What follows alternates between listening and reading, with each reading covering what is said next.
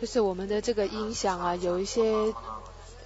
地方呢，可能因为大家不断的去碰撞所以使得音响就是有些地方的音响就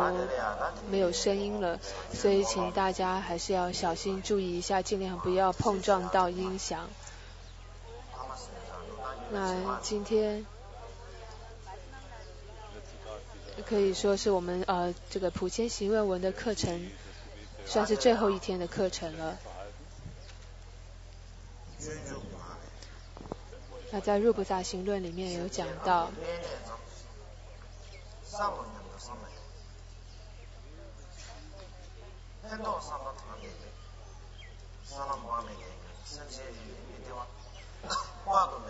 就是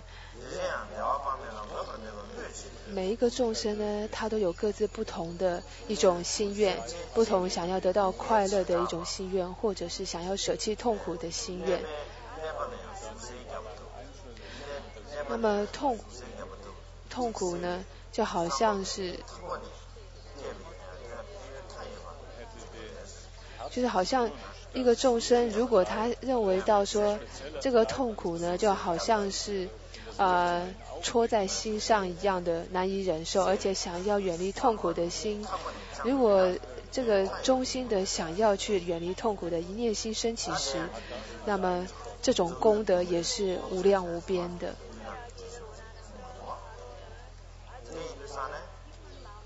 因此光只是认识到痛苦难以忍受，想要舍弃，都有无量的功德。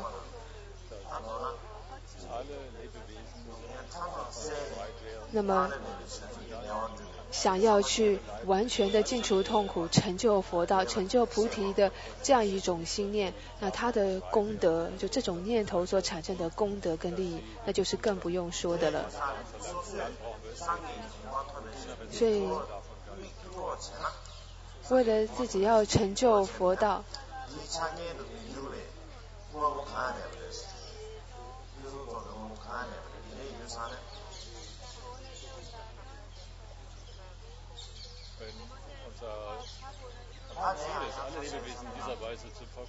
就是想要成就佛道呢，这种完整的这种条件呢，我们现在是还没有具备的。但是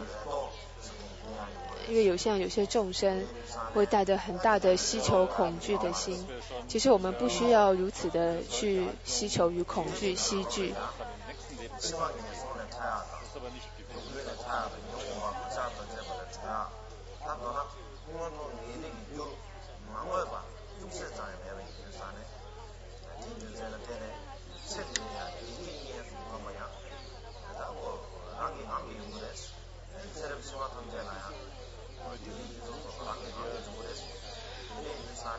所以呢，这一切的就是能够远离恶道，成就善道，那么这就是自己自作自受的。那么都是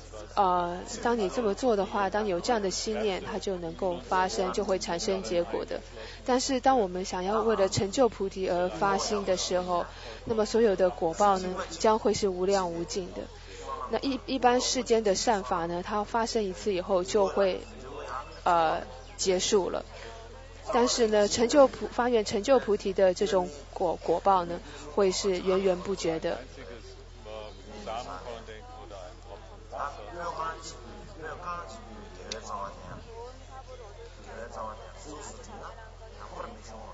所以如果带着一种为了成就佛果、成就佛道的一种心，只是去点燃一支香去供养的话，那么这样的功德也是整个虚空都装不下的。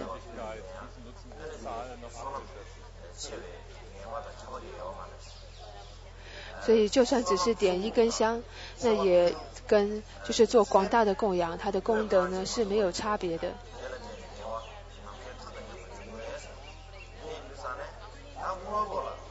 因此我们说一切是这个修持，它不在于物质上面，它完全就在你的心量上面，在我们的思想跟动机上面。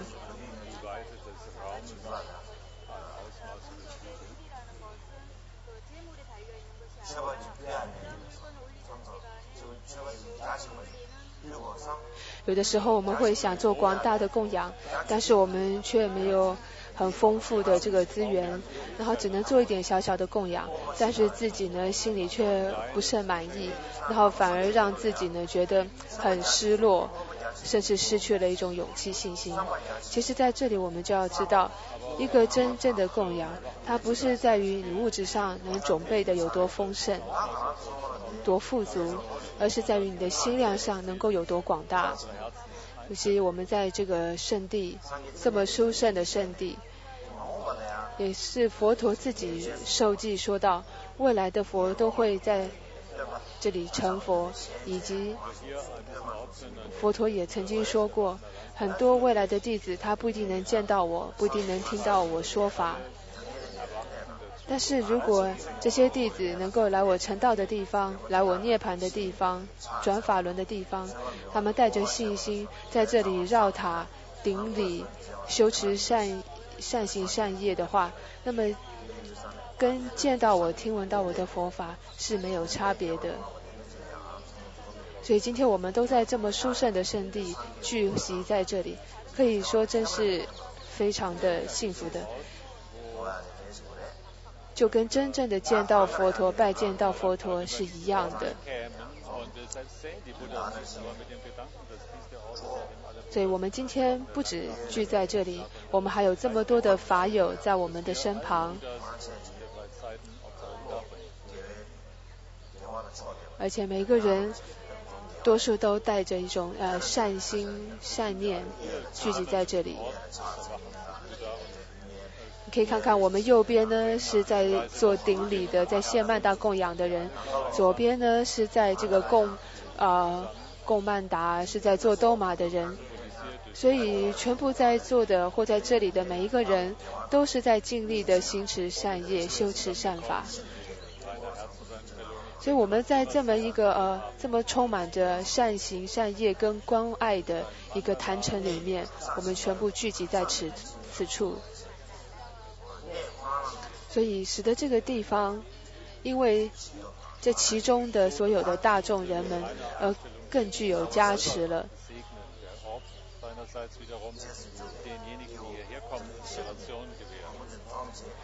尤其这个圣地是全世界的佛教徒都会来此聚集来此朝拜的一个地方，所以透过每一个这个佛弟子的这种虔诚跟善心，所以使得这个圣地更加的一种珍贵殊胜。所以我们就要在这个时候更转化自己的心性，然后让自己更升起善心善念，然后更让自己呢更升起出离心，远离痛苦远离轮回的心，并且誓愿成就佛道的心，然后要让这种心念升起，那这是我们要努力的。那接下来再继续讲到普贤行愿文。那在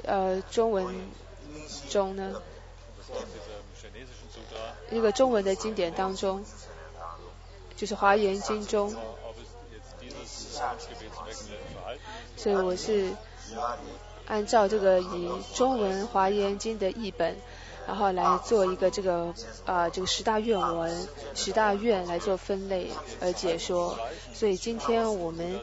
今天就要讲后面这个三个愿，也就是常随佛学、恒顺众生跟普皆回向这三大愿。那当然这个常随佛学这个部分呢，有很多种不同的解释跟说法，所以我在这里用以一个这个藏文解释版本呢来作为今天的一个解说版本。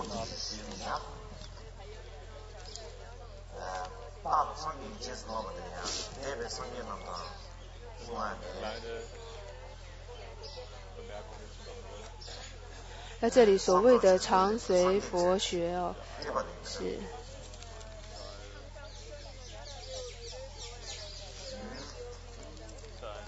就是我随从这个第197页，我随一切如来学即与现到一直到即与现在十方佛。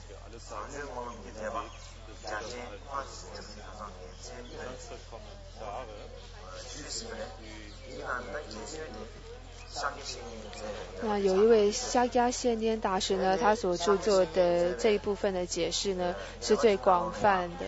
那么在夏迦谢拈大师所著作的释文里面，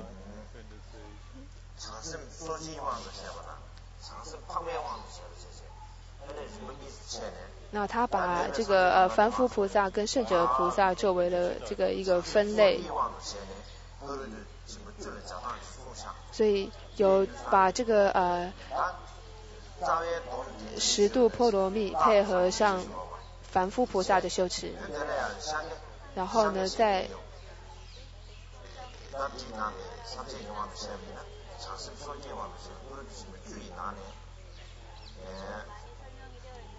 也就是把十度波罗蜜分为凡夫菩萨跟圣者菩萨的这个不同的修持分类。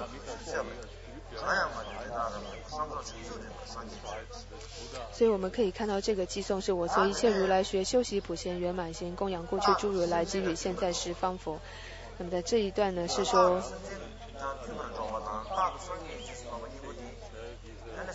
常随佛学。那所谓的常随佛学就是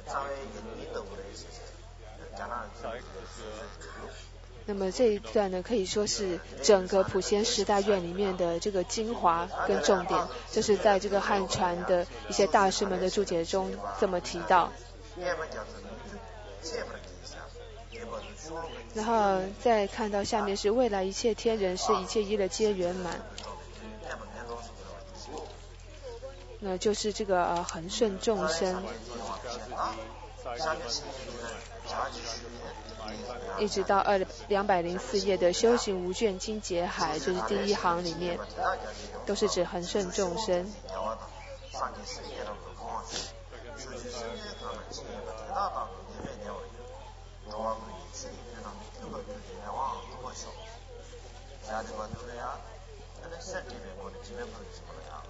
所以在这里是未来一切天人师一直到悉达菩提树往下这一段呢，就是指这个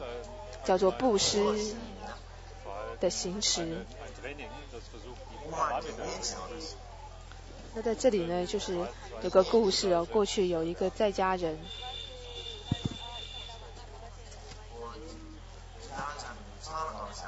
那这个在家人呢他很喜欢喝酒，而且也很喜欢赌博，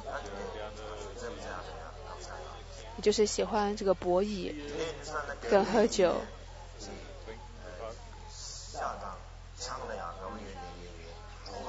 所以任何时候他都是跟那些酒肉朋友在一起。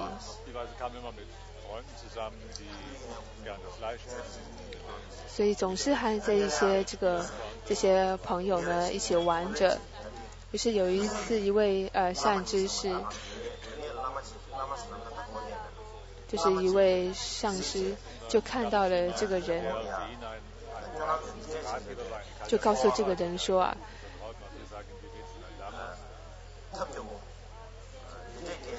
你这样子这样子的生活着有什么意义呢？为什么要这样做呢？那这个人就回答说，这个人就回答这位善知识说，普贤菩萨不是说要恒顺众生吗？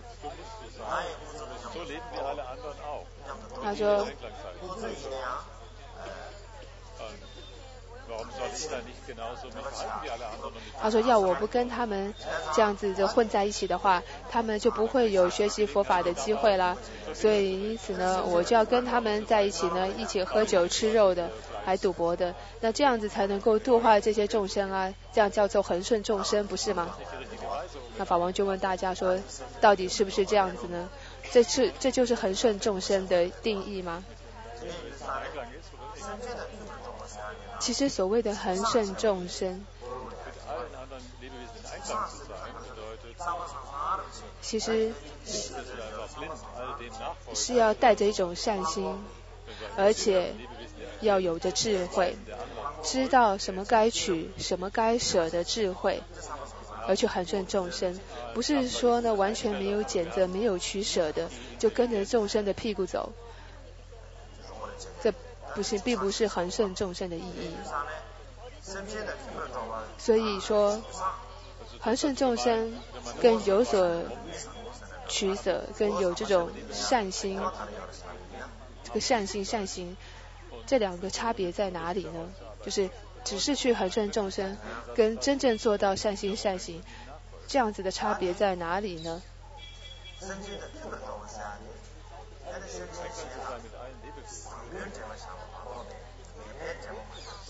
可以说，所谓恒顺众生，就是要顺着众生的这种善处，而是不是顺着众生的恶处。比如说，我们要尽量的去升起慈悲心，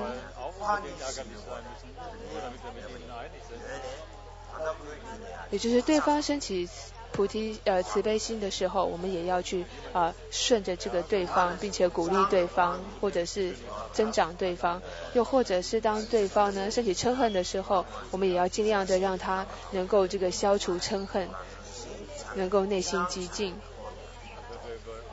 所以虽然一般来说我们说这个是一种随顺的众生，但是其实我们要对于众生的这种过患、烦恼或恶处呢，是不要让这一些这个不好的部分去影响到我们自己，或者是改变我们自己的。如果说我们受到众生的这种烦恼啊或习气过患的这种影响跟染污的话，我们不止不可能真的去帮助到对方，我们甚至呢自己也都这个会失去了自己的羞耻。所以因此像刚刚这个故事里面讲到这个人，他是顺着众生了，但是他并没有做到真正的善行，并没有真正做到这个修行了。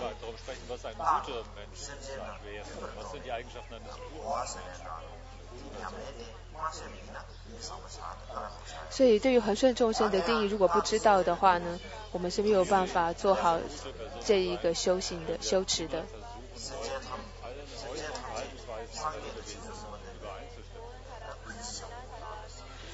另外我们要怎么去做呢？是对于一切众生，我们都要视同他们如同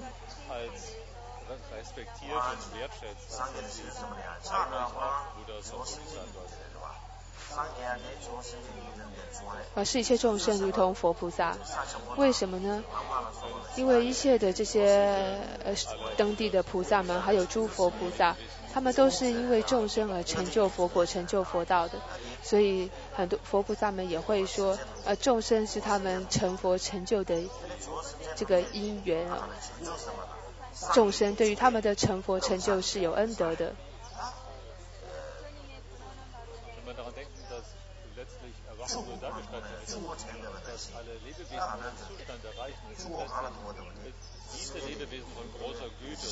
所以因此呢，在这种法上来看的话，是需要去认识到众生的恩德的。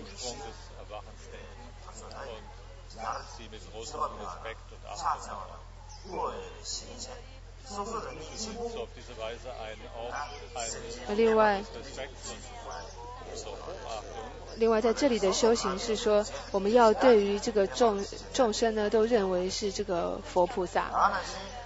然后要这个顶戴敬奉一切众生，然后要把自己呢就是好像作为这个比较低下的来去敬奉一切的众生。当然其实而且并且也要想到说呢，对于一切的这个法呢，可以说是在各方各面呢，用各种不同的方式，佛菩萨们都在宣讲正法，所以这也是我们要认识到的。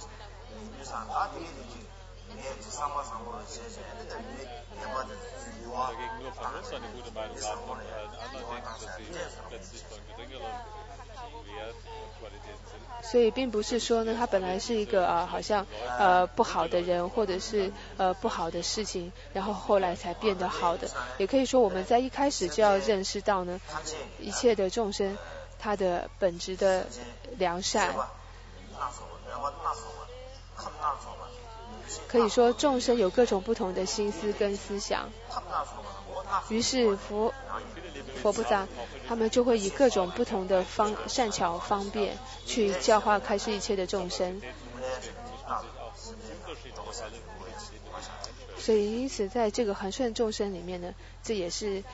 另外一层意思，也就是说用各种的善巧方便去摄受度化一切的众生。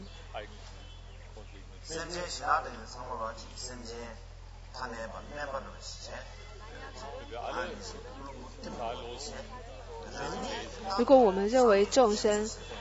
都是很愚痴无明的众生，而我们自己呢好像就是很有智慧的像佛菩萨一样的一个人，其实如果有这样的思想的话，会让我们产生一种我慢的危险或自大的危险。所以所谓的菩萨，他们总是呢把这个众生顶戴在头顶上就是修持这个谦卑，就好像在印度很多这个工人他们这个搬运东西的时候都顶在头上，所以在这里也说到，把这一切众生呢都顶在我们的头上，驮在我们的头上，这样子的去敬奉尊敬一切的众生。所以当我们在赞叹也好，或者是顶礼也好，我们都是次第的在练习锻炼我们自己，能够去随喜跟称叹所有的功德一切的众生。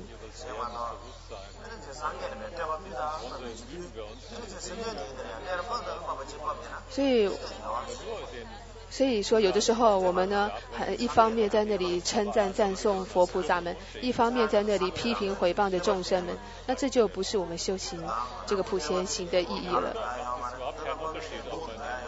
其实对佛菩萨来说，你赞叹他供养他，他不会因此而变得更好，你不赞叹他，他也不会因此而不开心。就像一朵芳香的花朵，你摆在那边，不管你是不是帮他添加其他的香水，它都是自然芳香的。所以对佛菩萨来说，他们的功德，他们的福德，他们的一切善德，不会因为我们的这种赞叹供养变得好或不好，但其实是我们自己要透过这种赞叹顶礼来不断的锻炼我们自己，而去认识到看到功德。就好像佛陀他的功德如大海如虚空，其实一方面想也许很不可思议，但一方面想想也没有什么了不起。为什么呢？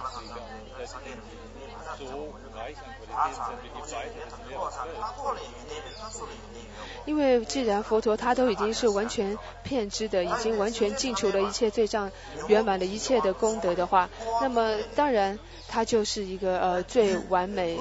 殊胜的善德功德的具有人了。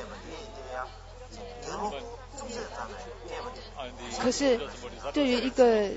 一般的凡夫众生，在各种的这种恶劣环境之下，他还能够升起一念善心，一念的这种善念的话，那其实是更不容易的事。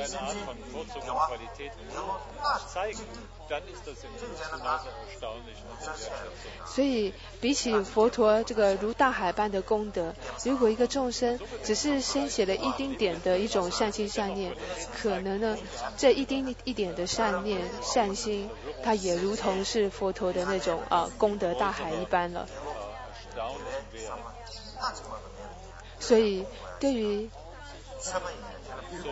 一个众生升起的一点善良的心善念，都是我们应该去顶礼赞叹的。不然我们一边在这里供养顶礼赞叹佛菩萨，可是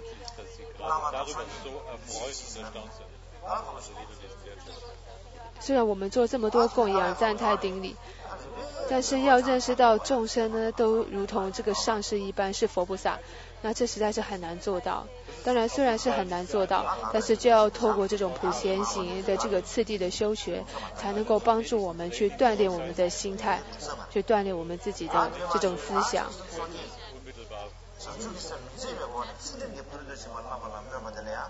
那再来到凡夫菩萨呢，他们对于这个戒律的行持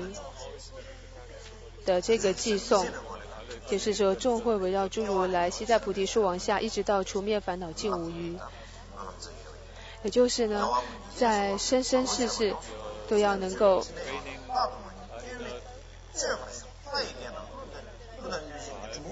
还有就是我为菩提修行时，一切去中成宿命，常得出家修境界，无垢无破无穿漏。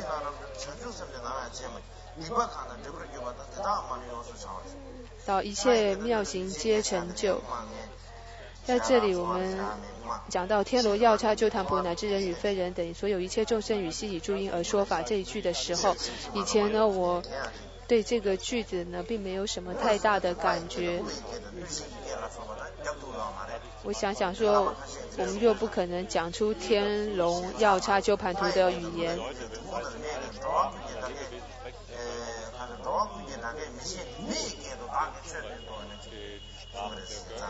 我觉得应该把以前我想说应该把这些这个句子改一改，就是最后一句吸引诸因而说法，应该变成吸引人语而说法哦。可是其实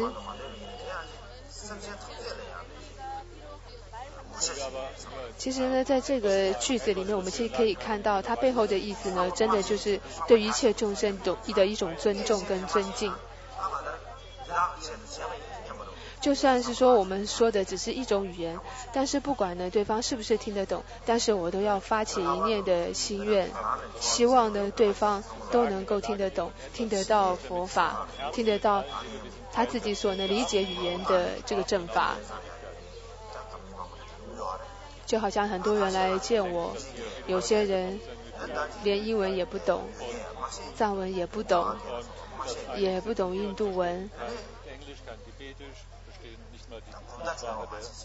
就是怎么讲都听不懂的。然后我们也是听不懂他在说什么，他也听不懂我们在说什么，所以我就尽量的要去学很多不同的语言，好像现在变得这个语言专家一样。我并不是说为了要变成语言专家或者是做这个语言的研究，其实呢只是希望说让来见我的人都能够听得懂，都能够互相的沟通。所以这一个句子呢，我认为就是包含了对所有众生的一种尊敬。那在这里就有个故事，有人跟我说啊，就是英文全部不用学得很好，只要会说 yes 跟 no 就可以了。所以那时候我就每天就说 yes 跟 no yes 跟 no 哦，就每天就学这个 yes no。就是有一个人是这样，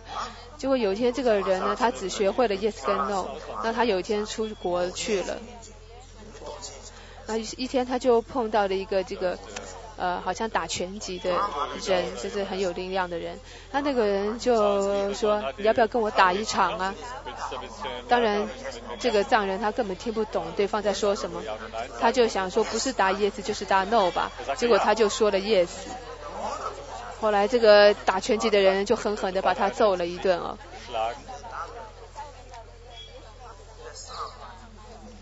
后来他就想，这个藏人就想说，真糟糕，刚刚说的 yes 呢是回答错了，下次呢我就要说 no 好了。于是有一天呢，他又走在路上，又碰到这个人了。然后这个藏人就想说，哎，今天我就好好说 no 哦，就准备好要说了。结果呢，这个打拳击的人呢就跟他讲说，我上次把你揍了一顿，你满足了吗？你满意了吗？结果呢，这个人就回答说 no， 结果又挨了一顿揍哦。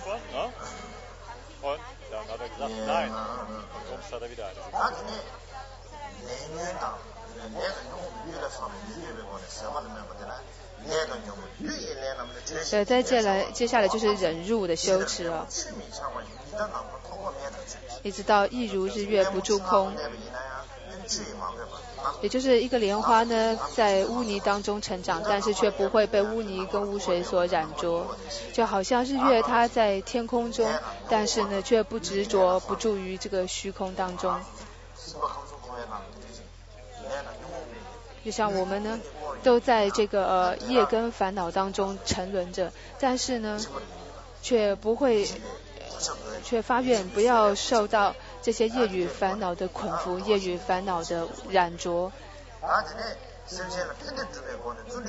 那接下来就是要如何的去利益众生，就是悉除一切恶道苦，等与一切群生乐。如是经于刹尘劫，十方利益恒无尽。那这里是如是经于刹尘劫，就是对十方一切的这些国土刹土，无论是四方上下，或者是四边，总之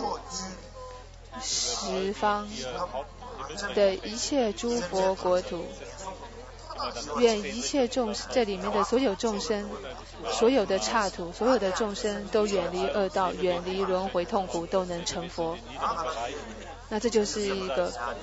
菩萨，他对于长时间的努力，他不会害怕，也就是就算经过无数无量的劫数，要这样的辛苦艰苦的去利益众生，他也不升起任何的畏惧跟惧怕。另外他对数量是没有惧怕的一个菩萨，就好像我们说到一切众生都成佛，其实一两个众生要成佛是可能的，但是要让一切的众生成佛几乎是不可能的。但是在这里其实是说，一个菩萨他就有这样子的勇气跟心力，对于无数的数量他是没有恐惧没有害怕的。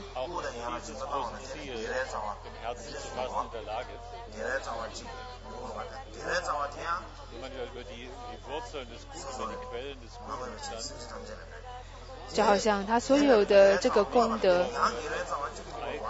就回向给众生，然后这个得到那回向的功德又产生了功德，于是又再将这个回向所得的功德再回向给众生。所以于是因为这个善业呢它是无尽的，因为可以一再一再的升起功德，所以呢众生也是无尽的，而对于众生的回向也是无尽的。所以对于这种无尽呢，无尽数也是一位菩萨他无所畏惧的。那在接下来是讲到我常随顺诸众生尽于未来一切劫，恒修普贤广大行圆满无上大菩提。然后接下来是讲到智慧行，所有与我同行者于一切处同集会，身口意业皆同，等一切行愿同修学。那这里再接下来是一指善知识，所有益我善知识为我显示普贤行，常愿与我同集会，与我常生欢喜心。我之前有讲过，所谓的善知识其实用这个一般的话来说就是这个善友啊。我们常常说善知识好像都以为是什么像天人一样的这种上师啊，高高在上的这些上师，但其实这样讲起来好像跟我们没有什么关联了，没有什么没有办法去理解到。但其实这里的善知识呢，我们也可以理解为就是我们的这个好的朋友，善的朋友，就好像是能够呢就是助长我们的或帮助我们在这个法道上的这些同学跟朋友，那他都是我们的善知识。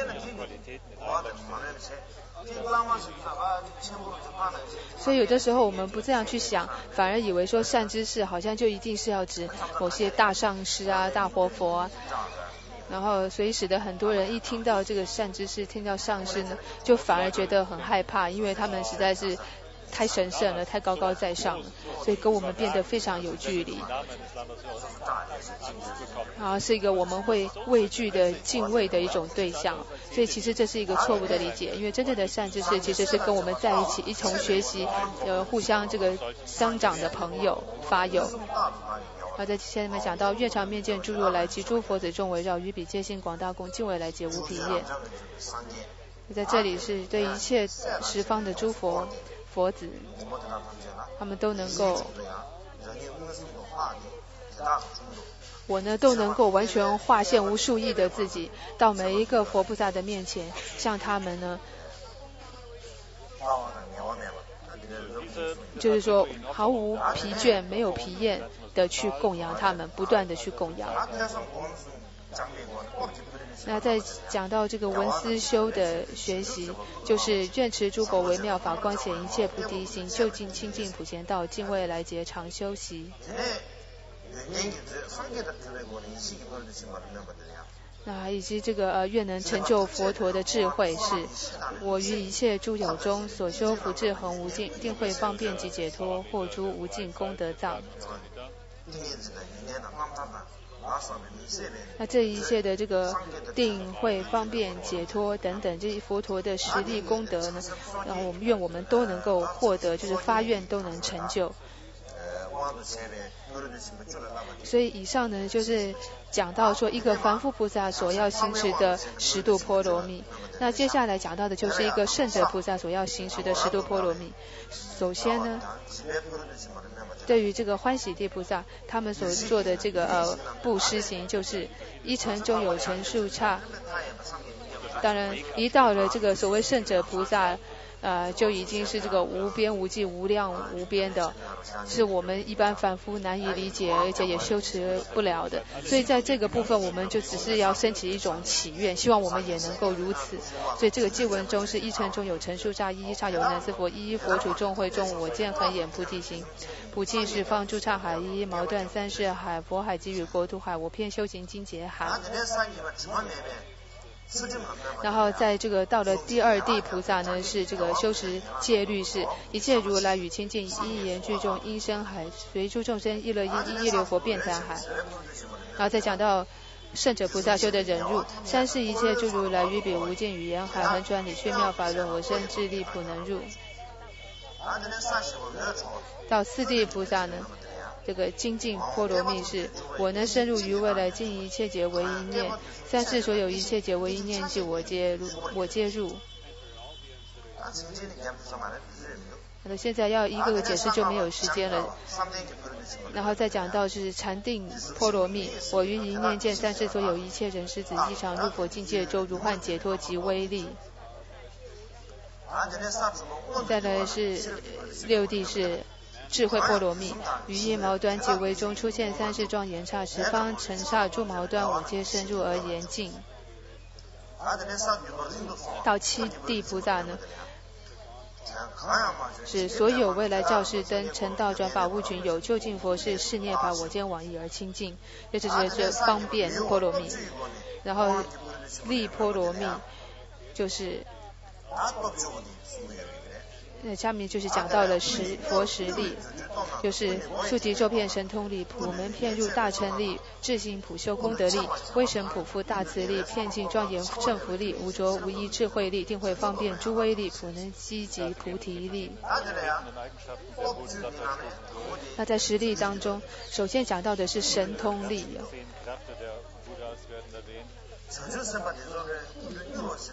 其实菩萨们呢，他们都有这种非常快速周遍的神通力，他能够在一刹那之间就能前往十方诸佛国土，十方刹土。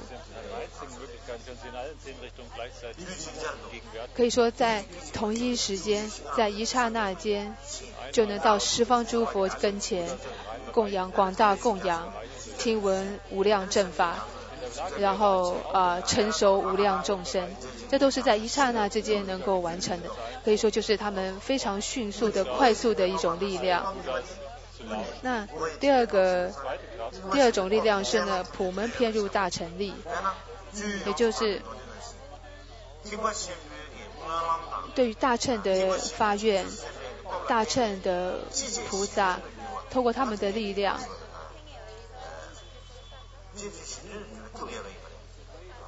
就是能够让一切的众生呢都能够进入这个大乘的法道上。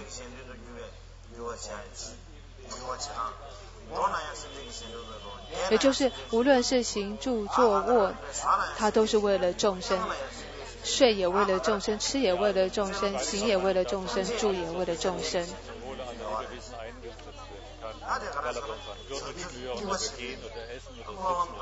所以这就是说，他的不论他的方法或他的心愿，也都是完全符合大乘的。好像我们在这里那么多人在佛堂里面轻轻松松的坐着，然后双脚盘腿坐着，然后双手结禅定印的这么坐着，要这样子每天这么做是很困难的，因为现在的人都非常的繁忙忙碌，总是呢这么忙忙碌碌的要过着一生，所以我们就需要有很快速跟关键的这种菩萨的行持。比如说我们在打电脑的时候，我们是要为了一切众生而打电脑，或者是看报纸的时候要为了一切众生而看报纸，跟别人讲话的时候也是为了众生的利益而说话，卖茶也是喝茶也是为了众生喝茶。总之呢，不论你做什么事情，你都要带着一念是为了一切众生的利益而去做的。所以这就是能够把握你的每时每刻都能够用在于修菩萨行上面。所以我们不需要刻意安排出时间说我要去做什么样的菩萨的行持，大乘的行持，因为我们都没有时间了。所以因此你就要在我们所有的日常生活中呢，不断的去用利益众生的思想去做。所以如果能做到这样子的话，再要说是没有时间，那就是借口，没有时间修行就是借口了。那这上面讲到说自行普修功德力，尤其是在大乘的修心七要里面呢，都有讲到说，就是说一个行为它是不是善行，首先要取决于发心，后面要取决于是否有回向。所以因此我们要看这个最初跟最后，也就是最初的发心跟最后的回向，所以来取决于中间的行为是否是正确的。所以因此我们常常说，这个佛的行仪是初中后呢30都善妙的。所以最好我们在前行里面说要这个3种清净，就是前行清净、正行清净跟结行清净。所以就像我们之前讲到，佛陀他首先发菩提心，中间修菩萨行，最后成就佛果。他完完全全都是在为了一切众生，无时无刻呢没有一刻不是不为了众生的。可以说任何时候他都只是在为了众生而做一切事。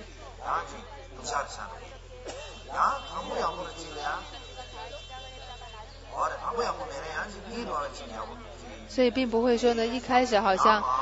不太好，但中间做一做觉得好一点了，或者是一开始呢因不好，但是最后结果是好的。其实呢这个一切的这个佛陀他的心一样，佛菩萨的行持是不会这样，他是任何时候呢都是清净妙善的。那讲到威神普富大慈力，那这里的大慈力可以说是呢普富的就是普遍的对任何一切众生都有着大慈悲，就佛菩萨的慈悲是没有任何偏私的，是普遍的能给予一切众生的。所以佛菩萨他们的慈悲力是比虚空还要广大的，是遍照一切的，就好像整个大地普覆一切。所以我们也要像这样子的人去尽量的发心。我之前有提过，平常我们修的这个慈悲心啊，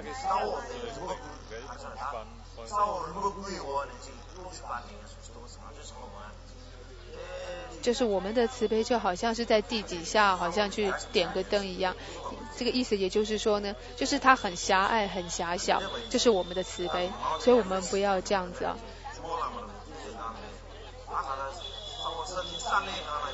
所以我们要，其实有时候我们可以想说，跑到这个珠穆朗玛峰哦，最高峰上去往下一看，好像要让你的这种慈悲呢，就像从山顶上往下看的那种感觉一样的，是遍覆整个世界，遍照所有众生的，就要有这样的感觉去升起。所以在这里，我们对这一切善德，我们都要去祈愿，就要去努力，让自己也能渐渐的都能够达到，都能够完成。那接下来讲到的是胜福力，就是他佛菩萨内心的功德是无时无刻不在利益着众生的。所谓的菩提心，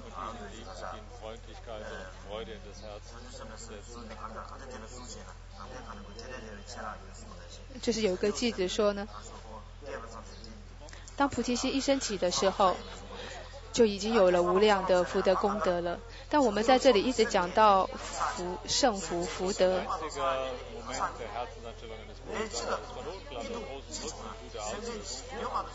对于一个真正发心利益众生的人，他不论是任何苦乐的境界发生时，他内心中唯有一个念头，就是要利益众生，他无时无刻不在想的是要去利乐一切众生的。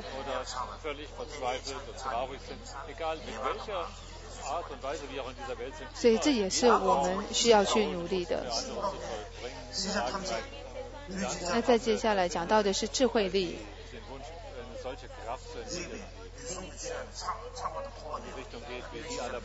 也就是它是这个无贪着的一种智慧力，也就是能够完全了悟到真如实相的力量。还有讲到方便力，方便力就是用各种不同的方法，权巧方便，能够去利益到各种众生，也就是用各种不同的方式去利益众生的力量。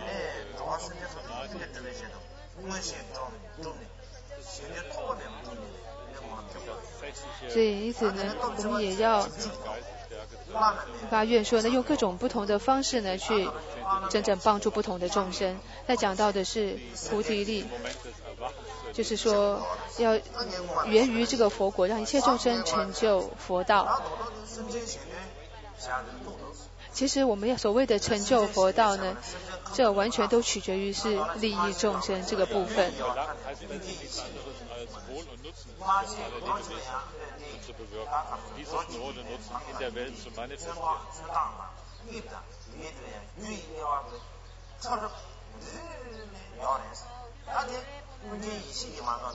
所以呢，对于任何一个众生，他所有的这个因缘呢，是只有正遍知的佛陀，他才能够真正的对每一个因缘，每一个微小微细的因缘，能够真正分辨出跟认识到的。可是我们却没有办法这么去认识，所以我们没有办法真的去分类分析跟看清每一个众生他不同的因缘。所以也是只有佛菩萨才能够真正依着不同每一个众生的性格性情跟背景，去给予他们教导引导他们成就佛国。他在这里是清净一切善业力，摧灭一切烦恼力，降伏一切诸魔力，圆满普贤诸行力。那这里说什么善业力、烦恼力等等呢？这在色达拉荣也谢彭措堪布他所著作的解释当中就有讲到，对这个部分呢，这四力就是善业力、烦恼力、诸魔力、诸行力呢，都有很广泛的解说，也就是如何我们怎么去修持的这个方法，他都有讲得很清楚，但是这个部分我们就先搁下了。再讲到这个第十地法云地所修持的，智波罗蜜。善能分别诸法海，能是深入智慧海，普能精进诸行海，圆满一切诸愿海，清净供养诸佛海，修行无倦尽劫海。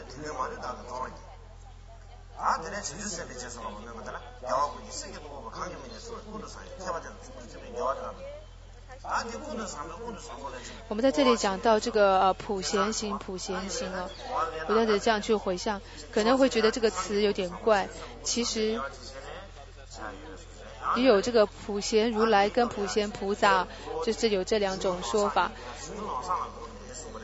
那其实也有说呢，我们也可以想说，他就是对这个善财童子所宣说，所以在这里这个普贤尊就是这个普贤菩萨对善财童子所宣说的。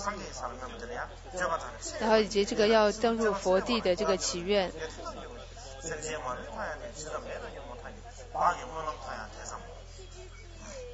那现在法王就已经念到第205页的中间，是随彼一切常修学了。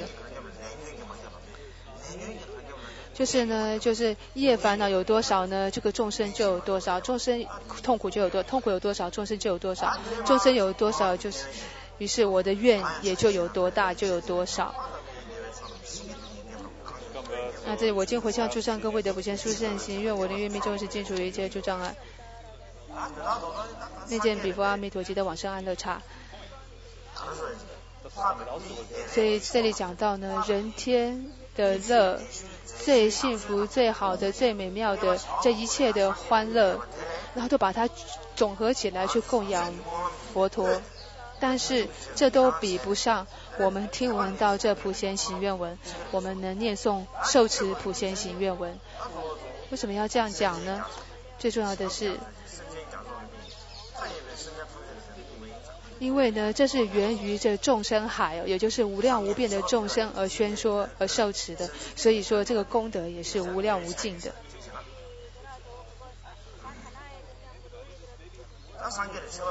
那现在来讲到的是供养佛陀，但我们不是为了佛陀而去供养他，我们是为了众生的福乐而去供养佛陀。所以总归来说，到最后就是回向了。在这个10大愿里面的最后一个大愿呢，就是普皆回向。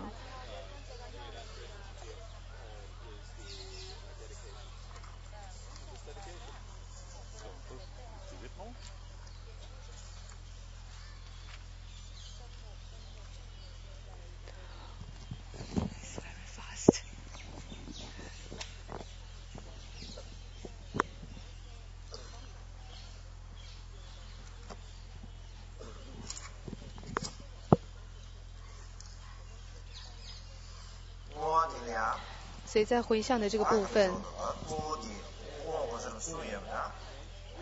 那需要回向的有3点就是回向菩提，就是我们不论做了任何的善业功德，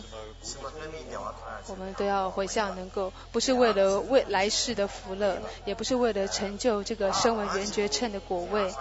也不是为了自己成就佛道而回向，而是要为了一切众生能够得到无上的菩提正等正觉而去回向。而第二个呢，就是要为了众生而回向，也就是我们所积聚的一切功德，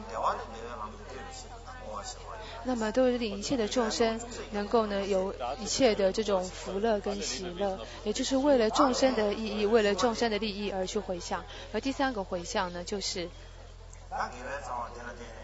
透过这善业功德，能让我们了悟到实相，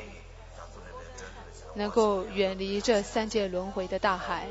那这是第3种回向，就是真如回向。所以总归来说，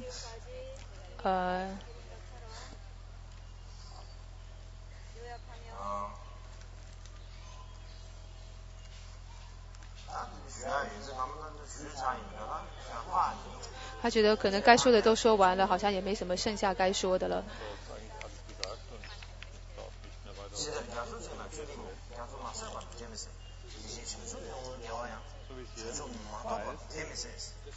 也就是在这个慧海菩萨行文经里面好像有讲到一句话，就是有一个寄颂是说呢，就是只要是大海无尽的话，我的愿还有我为利益众生的这个愿心就是无尽的。就是海的这个，还有另外一种说法是，就是直到我们未成佛以前呢，就好像这个滴水入海当中一般，也就是呢，这一滴的这个水要让它不要干枯，那么就是把它放到大海当中，那么于是直到我们成佛为止，这滴水，这滴功德海水呢，它都是不会干枯的。所以因此如果没有回向的话呢，我们所有的善业功德呢，都很可能因为成熟或因为各种因缘而这个干枯而消竭。但是如果有回向的话，于是呢我们的功德就能够好像滴水入海一般的源源不绝而永不干枯。在我们祈愿法会由卡鲁仁波切在就是八几年的时候开始成立了祈愿法会，然后在这里呢不断的做这个整个愿王之王的普贤行愿文的祈愿。所以我们到后来为止呢，在每一届的祈愿法会上，这个普贤祈愿法会上呢，都在念诵这个普贤行愿文。那么直到所以后来很多人都说，我们应该对于这个普贤愿文呢，做一些这个开示跟讲解。当然，我们为了一切众生的成佛要发愿之外，我们其实看到祖师大德佛菩萨们，除了为了众生的这个目的之外，是没有别的目的的。所以我们看，这是佛陀的心愿，也是正法的心愿，也是上师祖师们的心愿，当然也会是我们弟子们的心愿。所以我们不光只是在普贤行愿法会上或这个祈愿法会上，而是我们在任何其他的时候，尤其我们今生得到了人生珍贵的人生，我们需要让自己的身口意的行为是有意义的，我们都要内心中立下誓愿，立下心愿，要为了利益一切的众生呢，而去修持，而去做一切的事。所以今天当然我也想说，希望不要让我们今天的这个对普贤行愿的课程跟解释呢不要让它浪费了。所以当然最后我们还要禅修一下。那最后该做什么禅修呢？既然都讲完了，那各位心里你们想怎么修就怎么去修吧，我就不再多说了，因为也都说这么多了。其实我并不是说你们一定要怎么做，最重要就是你心中升起了什么，你心里这个喜欢做什么样的禅修，你就自己去修吧。那我们现在一起来这个修1分钟啊，因为怕修3分钟你们就会睡着了。